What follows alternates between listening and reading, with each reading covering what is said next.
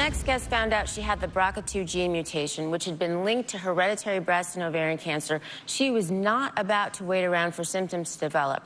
Here's Lisa's story.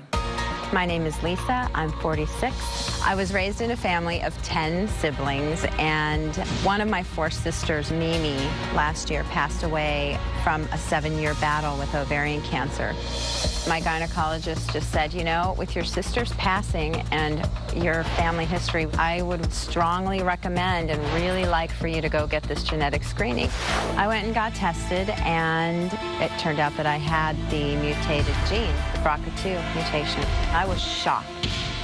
Once I was diagnosed, I really felt like I was a ticking time bomb. So I made the choice right then and there to be proactive. I was going to take the more aggressive approach.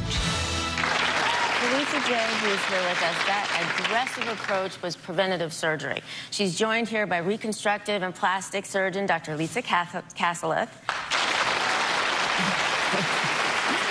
Lisa J, tell me how you're doing.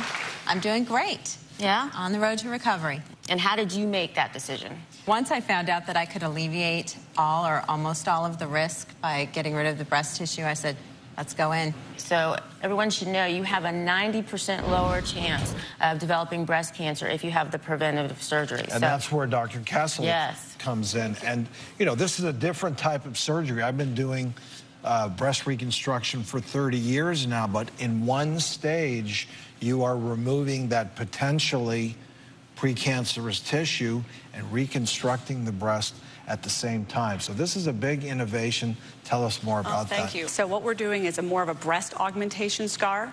Of course, the nipple cannot be involved with tumor of any kind. All the tissue needs to be cancer-free. We're talking about a scar under the breast or right at the edge of the nipple areola. And, you know, through that entire surgery, the whole breast is taken out and the implants placed in one stage. So this is something women really need to know because it makes them want to consider preventive measures more than they did before. Because before it was such a traumatic thing. You're left without breast for such a long time. I think that's such a big issue. And you have to go through all that trauma. And I think a lot of women may be scared and don't want to go get things checked. They're afraid of losing their breasts. They need to know the great options that are out there. And Dr. Kasselith, part of your reconstruction, you're doing something in addition called your internal brassiere to deal with probably the 2 biggest problems that we face in reconstruction. Right. The 2 biggest problems are really capsular contraction, rippling.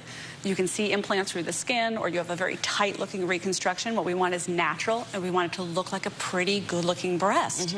So at the time of the reconstruction, I designed an internal bra, and it actually allows me to put the breast in the right place on the chest wall and have it look like the breast that we want. I think you have a piece of that tissue to show us how that works. I do.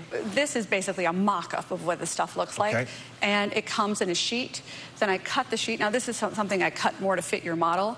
It goes at the bottom of the breast, and it actually becomes a 3-dimensional object. It holds it onto the chest wall. Up here, the pectoralis muscle is present, and so we have a full internal closed space where this implant sits, and the matrix keeps it soft and becomes part of the body. And I think this is going to be huge for women trying to, you know, prevent breast cancer, to know this. And thank you so much for coming and sharing your story. I'm glad you're doing so well. And thank you, Dr. Kasselith, for joining us and showing us the new innovative thing. And coming up, what's causing your recurring nosebleeds? Plus, are the canned foods you're eating harmful to your health? What you need to know next.